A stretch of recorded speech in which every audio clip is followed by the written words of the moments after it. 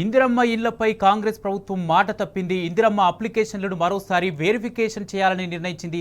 ప్రతి అప్లికేషన్ను మళ్ళొకసారి పరిశీలించి లబ్ధిదారులను ఎంపిక చేయాలని జిల్లా కలెక్టర్లు, మున్సిపల్ కమిషనర్లు, ఎంపీడీఓలకు housing corporation MD VP Gautam నుంచి ఆదేశాలు వెళ్లాయి. ఇదే సంబంధించి పూర్తి అప్డేట్స్ వరంగల్ నుంచి మా ప్రతినిధి రవికాంత్ లైట్ పర్ అందిస్తారు. రవికాంత్, వరంగల్ జిల్లాలో తాజా పరిస్థితి ఏంటి? ఇప్పటికే ఇందిరమ్మ ఇళ్ల అప్లికేషన్లన్నీ పూర్తయ్యాయి, మళ్ళీ ఒకసారి రీవెరిఫికేషన్ చేయాలంటూ ఆదేశాలు వచ్చినట్టుగా తెలుస్తుంది. ప్రస్తుతం వరంగల్ జిల్లాలో తాజా పరిస్థితి ఏంటి?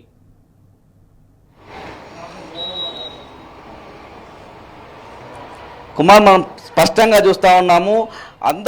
ప్రజలందరూ కూడా 4 పథకాలకు సంబంధించి అప్లికేషన్స్ పెట్టుకోవచ్చు అని చెప్పిన పరిస్థితి మనం చూస్తూ ఉన్నాము. ఇందిరమ్మ ఇండ్లకు సంబంధించి ఉమ్మడి వరంగల్ జిల్లా వ్యాప్తంగా 1,15,000 పైచీలకు అప్లికేషన్లు వచ్చిన పరిస్థితి. రాష్ట్ర వ్యాప్తంగా ఇది గమనించినట్లయితే 10 లక్షల పైచీలకు అప్లికేషన్లు వచ్చినట్టుగా మనకు తెలుస్తూ ఉంది. మళ్ళీ ఒకసారి అర్హులకు సంబంధించిన జాబితా ప్రకటిస్తామని ప్రకటించే పరిస్థితుల్లో ఆ వార్తలు వచ్చే పరిస్థితుల్లో ప్రజలంతా కూడా గందరగోళం మయమవుతూ ఉన్న పరిస్థితి. మొన్న గ్రామ సభల సందర్భంగా ఆందోళనలు, ఉద్రిక్తతలు కనిపించాయి. ప్రతి ఒక్కరు కూడా అప్లికేషన్ పెట్టుకోవాలంటే అందరూ కూడా మళ్ళీ అప్లికేషన్లు దాఖలు చేసుకున్న పరిస్థితి. వాళ్ళంతా కూడా మాకు వస్తుందా రాదా అన్నటువంటి ఒక ఆందోళనలో ఉన్నారు. ముఖ్యంగా ఏవైతే యూనిట్గా తీసుకున్న గ్రామాలకు సైతం ఏవైతే ఆ పత్రాలు ఇచ్చారో ఆ పత్రాలు తీసుకున్న వాళ్ళు సైతం మాకు వస్తుందా రాదా అన్నటువంటి ఒక సందేహంలో ఉన్నారు. ముఖ్యంగా ఉమ్మడి వరంగల్ జిల్లా వ్యాప్తంగా అన్ని గ్రామాల్లో కూడా ఇదే పరిస్థితి మనకు కనిపిస్తూ ఉంది. మనతో పాటు నరేందర్ గారు ఉన్నారు, మాజీ ఎమ్మెల్యే. ముఖ్యంగా గ్రేటర్ వరంగల్ పరిధికి సంబంధించి కూడా అనేక గందరగోళమైన పరిస్థితి. ముఖ్యంగా సరే వల్ల ఇది అంతా కూడా వెనక్కి వెళ్ళే పరిస్థితి. ఇందిరమ్మ ఇండ్లు ఇచ్చే పరిస్థితి ఉందా లేదా అంటే ఏం చెప్తారు? 200% లేదండి.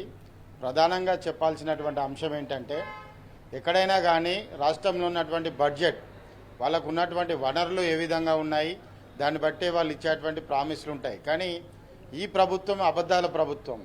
ఎక్కడైతే బడ్జెట్కు మించి అంటే ఇంకొక 20 సంవత్సరాలు పైన వీళ్ళు ఇవ్వలేనటువంటి హామీలను వీళ్ళు ఇవ్వడం జరిగింది. ప్రధానంగా ప్రజలందరూ కూడా గమనించాల్సినటువంటి అవసరం ఏంటంటే, కేసీఆర్ గారి నాయకత్వాన ఆనాడు బీఆర్ఎస్ ప్రభుత్వం నిరుపేదలైనటువంటి తెలంగాణ ప్రజలకు నాణ్యమైన ఇండ్లను 20,000 కోట్లు ఖర్చు పెట్టి 2,92,928 ఇండ్లు శాంక్షన్ ఇస్తే 1,60,000 పైచీలకు కంప్లీట్ చేసి మిగతా 1,30,000 పైచీలకు ఆన్గోయింగ్ వర్క్స్లో ఉన్నాయి. మరి ఈ విధంగా దాని ఒక ప్రణాళికాబద్ధంగా క్రమేపీ ప్రజలందరినీ కూడా ఒక ఇంటి వాళ్ళని చేయాలని ఒక లక్ష్యంతో కేసీఆర్ గారు తీసుకెళ్తే ఈరోజు ఈ జనవరిలో ఇందిరమ్మ ఇండ్లను వీళ్ళు ప్రకటించి జనవరి 21 నుండి 25 తారీఖు వరకు వీళ్ళు అప్లికేషన్లు తీసుకొని ప్రజలు గగ్గోలు పెడితే ఇంకా తీసుకుంటామని చెప్పి ఎలక్షన్ కోడ్ తీసుకొచ్చారు. దీని వెనుక భారీ కుట్ర ఉంది. ఏదైతే 2023 ఎలక్షన్ సందర్భంగా రాష్ట్ర ముఖ్యమంత్రి రేవంత్ రెడ్డి గారు కానీ, వారి నాయకులు కానీ, కాంగ్రెస్ నాయకులు కానీ, వాళ్ళందరూ కూడా అలనుగాని హామీలను ఇచ్చి ప్రజలను ఈరోజు ఇక్కట్ల పాలు చేయడం జరుగుతుంది. ఇవాళ మనీ సర్క్యులేషన్ లేదు, నిరుపేద దగ్గర డబ్బులు లేవు, ఇవాళ నువ్వు ఇస్తా అన్న హామీలు ఎక్కడ కూడా లేవు.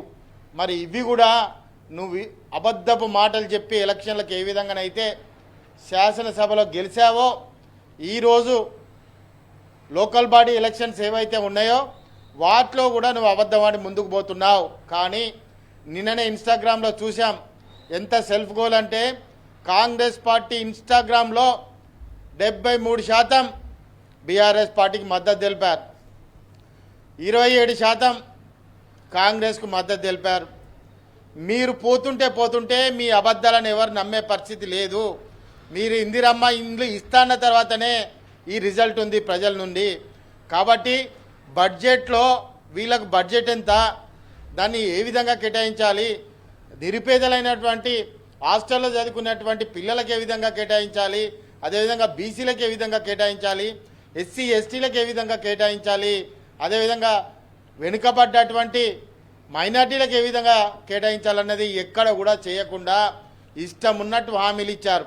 మీరు ఇచ్చేటువంటి అప్లికేషన్లు ఇప్పుడు అప్లికేషన్ల పరంపర చూస్తే 1,15,000 ఇవాళ వరంగల్, అవిభక్త వరంగల్ జిల్లాలో ఉంది.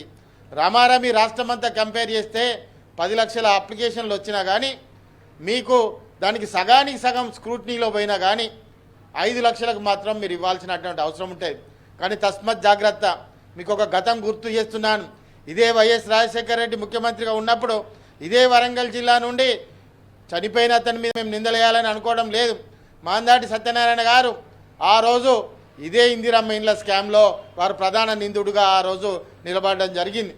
మరి ఎక్కడ కూడా ఇండ్లు కట్టకుండా ఇచ్చినటువంటి డబ్బులను డ్రా చేసుకొని ఇప్పుడున్న చాలామంది కాంగ్రెస్ నాయకులు ఆ రోజు ఈ స్కాములు చేయడం జరిగింది. ప్రజలారా మీరందరూ గమనించాల్సింది ఒకటే, కేసీఆర్ గారు కట్టి మీకు చూపించాడు, ఇక్కడ వీళ్ళు ఖాళీ పత్రాల మీద చూపిస్తున్నారు. ఇంకెంత మోసపోతారు మీరందరూ కూడా? మోసపోవాల్సినవి సరిపోవా? 2500 మా మహిళలకు ఎక్కడ పోయింది? స్కూటీలు ఎక్కడ పోయినాయి? తులం బంగారం ఎక్కడ పోయింది?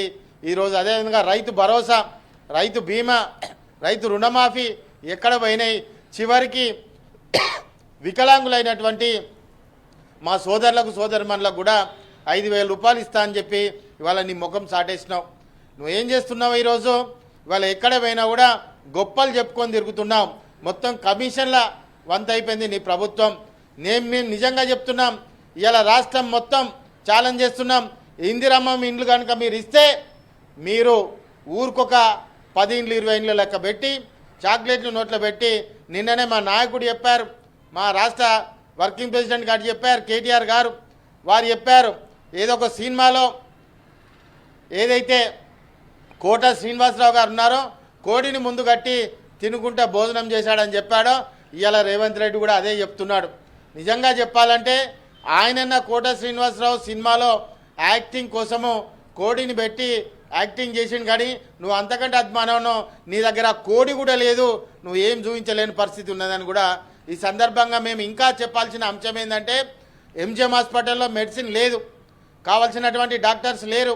అదే ఉన్నటువంటి సూపర్ స్పెషాలిటీ హాస్పిటల్ కేసీఆర్ గారి నాయకత్వాన అది 1200 కోట్లతోటి సూపర్ స్పెషాలిటీ మల్టీ లెవెల్ హాస్పిటల్ను కట్టడం జరిగింది. దాన్ని పూర్తి చేసి 10% ఉన్నది పూర్తి చేసి నిరుపేదలకు అందించాల్సినటువంటి సోయి ఈ ప్రభుత్వానికి లేదు, స్థానికంగా ఉన్నటువంటి మంత్రికి లేదు. మొన్ననే ఈ జిల్లా ఐక్యత ఏ విధంగా ఉన్నది అన్నది మీరు అందరూ అర్థం చేసుకోవచ్చు. కాన్స్టిట్యున్సీ వరంగల్ ఈస్ట్ కాన్స్టిట్యున్సీలో ఉంటుంది, కానీ మంత్రి ఉండదు, ఎమ్మెల్యే ఉండరు. ఎప్పుడైతే ఇప్పుడున్న సురేఖ ఎవరైతే ఉన్నారో స్థానిక శాసనసభ్యురాలు, మంత్రి ఎవరైతే ఉన్నారో దాని యొక్క ప్రతిపాదనకు దాని అభ్యర్థనకు ఆమె పోదు. ఎందుకంటే ఆమెకు హాస్పిటల్ అవసరం లేదు, డబుల్ బెడ్రూమ్లు అవసరం లేదు. నిజంగా ఇంత దయనీయమైనటువంటి పరిస్థితి అంటే నా కాన్స్టిట్యున్సీలోనే 2200 ఇండ్లు కేసీఆర్ దయ వల్ల నిరుపేదలకు ఇస్తే 200 ఇండ్లు జర్నలిస్టులకు ఇవ్వడం జరిగింది. జర్నలిస్టులు మొర్రో అని మొత్తుకుంటున్నారు, మా ఇండ్లు మాకు ఇవ్వండి అని. ఆనాడు రాష్ట్రంలో ఉన్నటువంటి శ్రీనివాసరెడ్డి గారు జర్నలిస్టుల నాయకుడు, అదేవిధంగా అల్లం నారాయణ గారు, అమర్ గారు, ముగ్గురు కూడా కేటీఆర్ గారు అందరూ వచ్చి కూడా ఫౌండేషన్ వేశారు, వారే ఇనాగ్రేషన్ కూడా చేయడం జరిగింది. మరి అటువంటి ఇండ్లను మంచనీకి కూడా మేము మంచమని భీష్మించి కూర్చున్నారు. అదేవిధంగా 2000 ఇండ్లు నిరుపేదలకు పెడితే 1050 ఇండ్లు పూర్తయినాయి, 950 ఇండ్లు ఆన్గోయింగ్లో ఉన్నాయి, అవి కూడా పంచడం లేదు. మేం చెప్తున్నాం, ఇవాళ తెలంగాణ ప్రభుత్వం కేసీఆర్ గారి నాయకత్వం కట్టిన ఇవ్వకపోవడం కాక ఇవాళ నిరుపేదలందరినీ కూడా ఈ విధంగా మభ్యపెట్టి నీ స్థానిక ఎన్నికల కోసం చేస్తున్నావు. నీ స్థానిక ఎన్నికలలో ప్రజలు నిన్న ఇన్స్టాగ్రామ్లో ఏ విధంగా చిత్తుగా మిమ్మల్ని ఏరిపారేశారో, రేపు స్థానిక ఎన్నికలలో కూడా అఖండ విజయంతో రేపు కేసీఆర్ గారి నాయకత్వాన బ్రహ్మాండమైన విజయాన్ని తెలంగాణ రాష్ట్ర ప్రజలు కూడా ఇస్తారని కూడా ఈ సందర్భంగా చెప్పుకుంటూ, ఏది ఏమైనా ఇంటికైనా మంటోడు పోవాలని చెప్పారు. అదే తెలంగాణ రాష్ట్రానికి కేసీఆర్ గారే శ్రీరామ రక్ష, నవ యువకుడు, అదేవిధంగా ఈ రాష్ట్రానికి భవిష్యత్తు నాయకుడు కూడా కేటీఆర్ గారే ఈ రాష్ట్రానికి రక్ష అని కూడా ప్రజలు ఏకాభిప్రాయంతో గంటపదంగా చెప్తున్నారు.